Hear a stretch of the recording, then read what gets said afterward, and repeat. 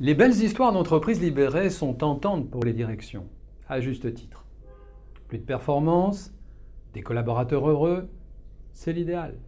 Bien que ces belles histoires donnent envie, certains aspects posent question comme « Une fois que les managers sont virés, tout marcherait mieux comme par miracle ?» Curieux.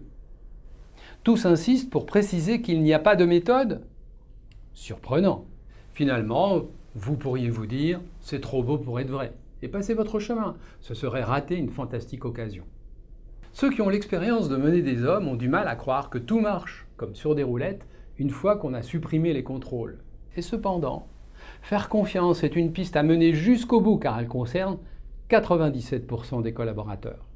À en croire ces belles histoires, il suffirait que le leader soit un leader élu pour qu'il n'y ait plus de lutte de pouvoir, plus de tension entre les collaborateurs.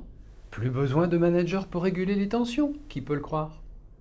Eh oui, le manager de métier a toujours sa place, mais dans un rôle différent, un rôle à réapprendre. Le gros apport des expériences des entreprises libérées, c'est qu'elles amènent à se poser les bonnes questions. Bien sûr qu'il faut aller vers l'entreprise libérée, mais les managers hésitent. Ils ont raison, sauf s'ils évitent de tomber dans la manie de procéder à la énième réorganisation. Alors, comment faire? Juste faire en sorte que ce soit les managers qui deviennent moteurs de cette libération d'entreprise. C'est le défi.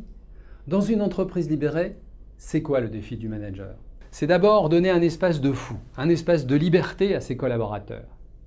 C'est ensuite exercer une autorité compatible avec toutes les générations. C'est reconsidérer le contrôle. C'est aussi passer du management de pression à un management de ressources. C'est évidemment revoir la valeur ajoutée des services centraux. L'entreprise, de son côté, a aussi son défi. Elle doit proposer une ambition qui fasse vibrer les collaborateurs.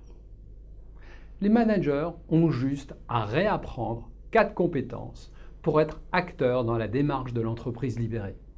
Il s'agit du management individuel, du management d'équipe, du management collaboratif avec la mise en pratique de ProcessCom et du management coach pour adopter les techniques d'accompagnement.